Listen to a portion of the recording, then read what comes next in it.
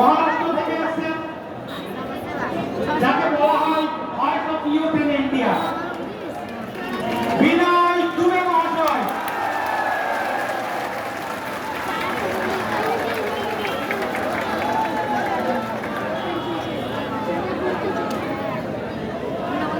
তাহলে আমাদের প্রোগ্রাম শুরু করছেন, আমাদের বক্তব্য শুরু করছেন মিস্টার एडवोकेट मोहित शर्मा। सबसे पहले तो मैं इस बंगाल की पावन भूमि को प्रणाम करता हूँ और बंगाल ने दिखा दिया कि आज पूरा भारत देश जो है अपनी टीम के साथ हो रहा है।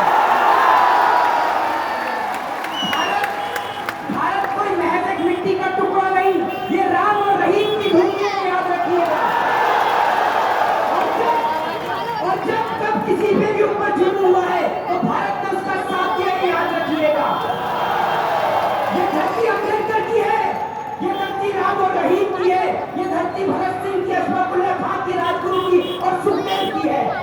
याद रखिएगा, अगर इस्राइल अपने नापाक इरादों से बाज नहीं आया तो इसी मिट्टी से राजगुरु, सुखदेव और भगत सिंह और अशफाकुल्लाह खान आएंगे और इस्राइल को उसके नापाक इरादों का सबक सिखा कर आएंगे। आज बहुत सारे लोग ये बात कह रहे हैं कि इस्राइल के ऊपर जुल्म हो रहा है। आप भूल गए हो वक्त जब छोटे छोटे बच्चों को तोप से बांध कर उड़ा दिया गया था? उस वक्त पे आप कहाँ थे? कहाँ पर थे आप उस वक्त पे? जरा जवाब दीजिए ना। जब छोटे छोटे बच्चों को इस्राइल के लोगों ने तोप से बांध कर उड़ा दिया, क्या उनके अंदर इतनी शर्म और इंसानियत बाकी नहीं रही कि छोटे छोटे बच्चों को तोप से उड़ा दिया? आज आप एक बात याद रखिएगा कि ये वो इस्राइल है, ये वो यहूदी वो कौन है जो कभी किसी की सगी नहीं हुई। ऐसा कोई सगा नहीं जिसे यहूदियों ने ठगा नहीं। याद रखिएगा। आज ये मुझे कहते हुए बड़ी शर्म आ रही है कि हमारे देश से कुछ लोग ऐसे हैं जो कह रहे हैं कि हमें इजराइल भेज दो, हम इजराइल का साथ देना चाहते हैं। मैं उनसे पूछना चाहता हूं, ये इजराइल वही देश है जिसने आपके धर्म का मजाक उड़ाया। ये यहूदी किसी के नहीं हो सकते, याद रखिएगा। इन्होंने राम और रहीम दोनों पर प्रहार किया है। और मस्जिद अल-अक्सा, ये याद रखिएगा कि जिस तरीके से हिंदू भाइयों के लिए उनकी जान राम मंदिर है, इस देश के नहीं पूरे विश्व के मुसलमानों की जान मस्जिद अल-अक्सा है।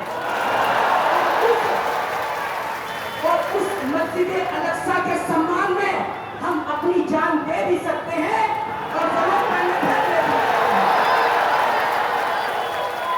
आज बहुत सारे लोगों का मैं ट्विटर हैंडल देख रहा हूं, उस ट्विटर हैंडल पर वो लोग इजराइल के लिए निकले हैं। मैं पूछना चाहता हूं कि आप लोग जब मणिपुर चल रहा था तो कहां थे? ये बताइए ना। मणिपुर पे आपसे बोला नहीं गया। एक और तो आप राम राज्य की बात करते हैं। कैसा राम राज्य भैया? जिस राम राज्य में महिलाओं को निर्वस्त्र करके घुमाया जाता हो उसे आप राम राज्य कहते हैं? मणिपुर के नाम पे आपके सबके मुंह में फेविकॉल जम गया था। एक भाजपा का, एक आरएसएस का कार्यकर्ता नहीं बोला, सबके सब चुप हो गए थे मुंह बंद करके। और ये इस देश की मोदी मीडिया जो सरकार के जूते और तलने चाहती है, ये आज इजराइल रिपोर्टिंग करने पहुंच गई। समझ रहे? ये आज इजराइल रिपोर्टिंग करने पहुंच गई, लेकिन इनसे मणिपुर नहीं गया गया। इनसे कोई पूछे कि क्या मणिपुर भारत देश का हिस्सा नहीं है? बताइए ना, है या नहीं? तो फिर ये इस देश की गोदी मीडिया वहां क्यों नहीं पहुंची? क्योंकि इनको हर जगह हिंदू और मुसलमान करने को चाहिए, हर जगह। ये इनका काम है। अभी मेरे भाई पोस्टर साथ में लेके खड़े हुए हैं और उसमें जो इजरायली प्रोडक्ट हैं उनका बहिष्कार कर रहे हैं। ठीक है। अब जब ये ट्विटर पे पोस्ट करी हुई थी तो एक निक्कर वाला, ये तो निक्कर से फुल पैंट पे आ गया है, तो फुल पैंट वाला नीचे लिखता है कि ये सब करने से क्या होगा। तो भैया आपको बता दूं कि ये सब करने से क्या होगा, तो आपके सबकी जेब में फोन है, जाके इन सबकी गूगल पे रेटिंग चेक कर लीजिए कि इनको इनकी औकात का पता चल गया, इनकी औकात क्या है। और एक बात कहना चाहता हूं कि अगर तू फिरौन है तो मूसा भी अभी जिंदा है। इस देश का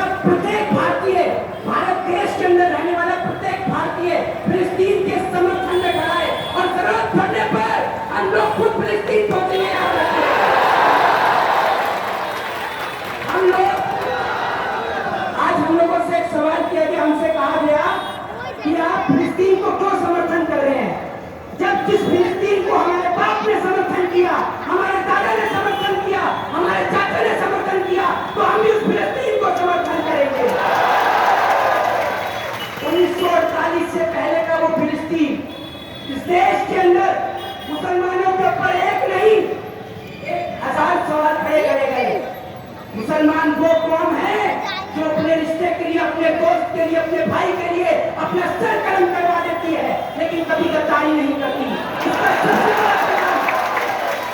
इसका सबसे बड़ा परिणाम आपको बताता हूँ, आपको इजराइल से।